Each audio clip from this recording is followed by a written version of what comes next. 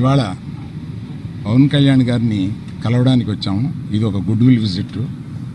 ఈ విజిట్లో ఏంటంటే మేము కులాసాగా మాట్లాడుకోవడం కాకుండా మేము ప్రత్యేకంగా వచ్చింది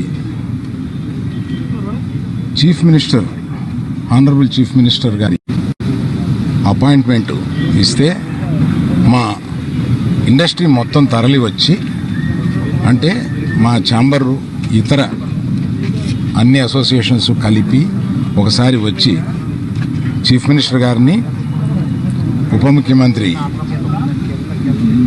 పవన్ కళ్యాణ్ గారిని, వీరందరినీ అభినందించడానికి ఒకరోజు మాకు అపాయింట్మెంట్ ఇప్పించండి అని అడగడానికి వచ్చాం.